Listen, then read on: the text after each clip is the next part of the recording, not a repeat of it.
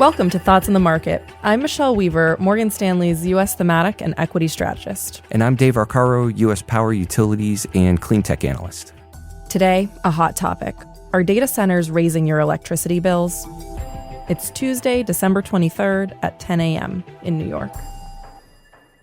Most of us have probably noticed our electricity bills have been creeping up, and it's putting pressure on U.S. consumers, especially with higher prices and paychecks not keeping pace. More and more people are pointing to data centers as the reason behind these rising costs. But the story isn't that simple. Regional differences, shifting policies, and local utility responses are all at play here. Dave, there's no doubt that data centers are becoming a much bigger part of the story when it comes to U.S. electricity demand. For listeners who might not follow these numbers every day, could you break down how data centers' share of overall electricity use is expected to grow over the next 10 years? And what does that mean for the grid and for the average consumer? Definitely. They're becoming much bigger, much more important, and more impactful across the industry in a big way. Data centers were 6% of total electricity consumption in the U.S. last year. We're actually forecasting that to triple to 18% by 2030, and then hit 20% in the early 2030s. So very strong growth and increasing proportion of the overall utility electricity use. In aggregate, this is reflecting about 150 gigawatts of new data centers by 2030, just a very large amount. And this is going to cause a major strain on the electric grid and is going to require substantial build-out and upgrading of the transmission system, along with construction of new power generation like gas plants and large-scale renewables, wind, solar, and battery storage across the entire U.S. And generally, when we see utilities investing in additional infrastructure, they need to get that cost recovered. We would typically expect that to lead to higher electric rates for consumers. That's the overall pressure that we're facing right now on the system from all these data centers coming in. We've got these substantial infrastructure needs. That means utilities will need to charge higher prices to consumers to cover the cost of those investments. What are the main challenges utilities companies face in meeting this rising demand from data centers? There are a number of challenges. If I were to pick a few of the biggest ones that I see, I think managing affordability is one of the biggest challenges the industry faces right now, because this overall data center growth is absolutely a shock to their business, and it needs to be managed carefully, given the political and regulatory challenges that can arise when customer bills are escalating faster than expected. The utility industry faces scrutiny and constant attention from a political and regulatory standpoint, so it's a balance that has to be very carefully managed. There are also reliability challenges that are important. Utilities have to keep the lights on. That's priority number one. The demand for electricity is growing much faster than the supply of new generation that we're seeing. New power plants just aren't being built fast enough. New transmission assets are not being built as quickly as the data centers are coming on. So in many areas, we're seeing that lead to essentially less of a buffer and more risk of outages during periods of extreme weather. And you mentioned companies are thinking about how can they insulate consumers. Can you take us through some of the specifics of what these utility companies are doing and what regulators are doing to respond to protect existing customers from rate increases driven by data centers? Definitely. The industry is getting creative and trying to be proactive in addressing this issue. Many utilities, we're seeing them isolate data centers and charge them higher electric rates specifically for those data center customers to try to cover all of the grid costs that are attributable to the data center's needs.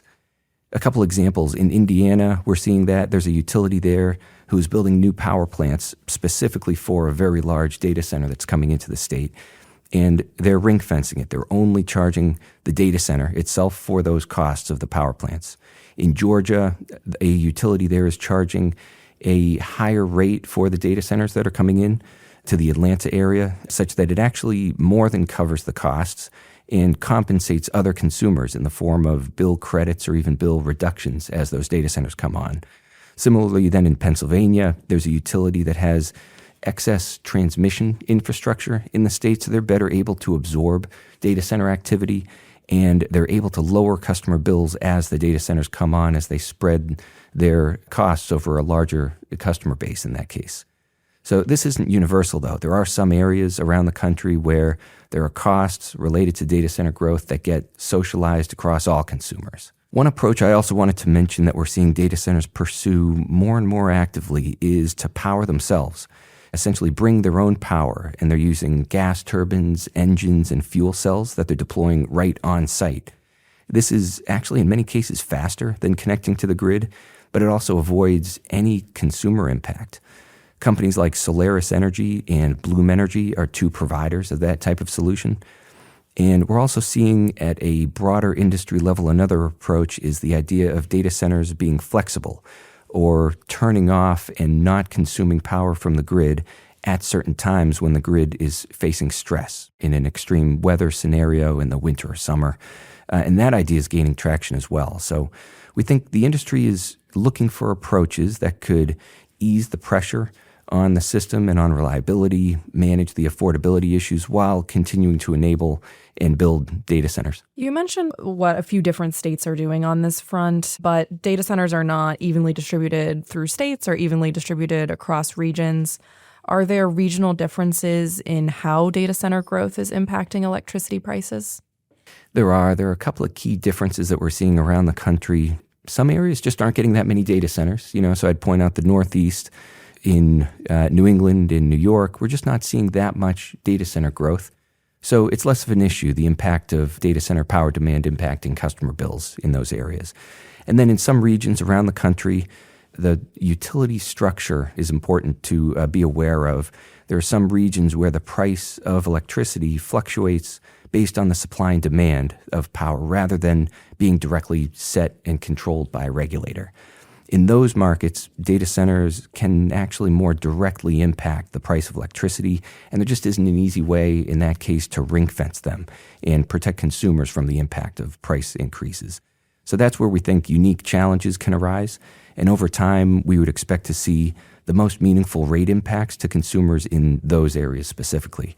And examples would be New Jersey, Maryland, Illinois, Pennsylvania, Ohio. Those are a couple of the states where we're seeing those more volatile and directly impacted prices.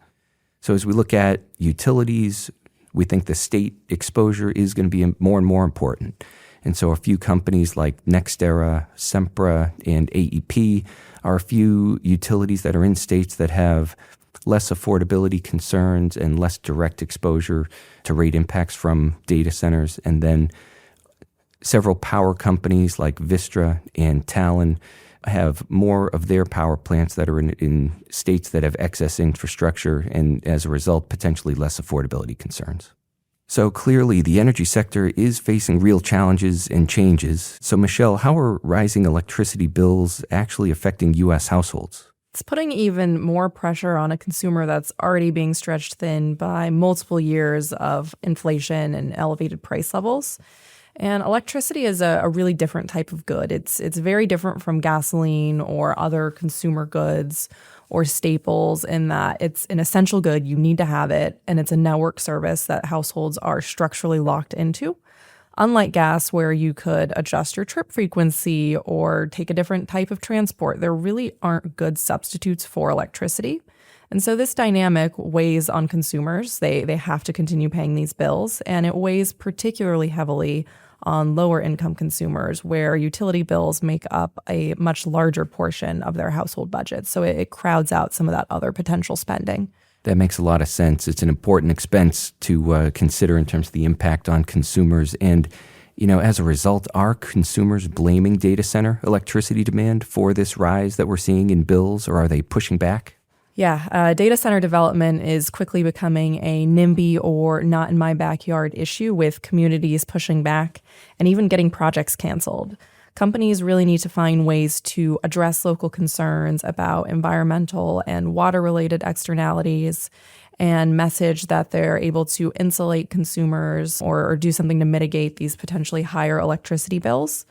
A recent poll of around 2,200 voters found that just over half of respondents attribute overall electricity price increases to AI data centers, at least somewhat, while around another third consider them very responsible. And these responses are consistent across all regions and across political affiliations. And I think this consistency across regions is really interesting. As we were talking about before, data centers are not impacting bills in every region, but consumers are still blaming them and still attributing bill increases there. It's clear that both the energy sector and U.S. consumers are navigating a complex landscape with data center growth at the center of the conversation. As policy responses evolve and the U.S. midterm elections approach, this issue is only going to gain more attention, and we'll be sure to bring you the latest. Dave, thanks for taking the time to talk. Great speaking with you, Michelle. And thanks for listening. If you enjoy Thoughts on the Market, please leave us a review wherever you listen and share the podcast with a friend or colleague today. The preceding content is informational only and based on information available when created. It is not an offer or solicitation, nor is it tax or legal advice. It does not consider your financial circumstances and objectives and may not be suitable for you.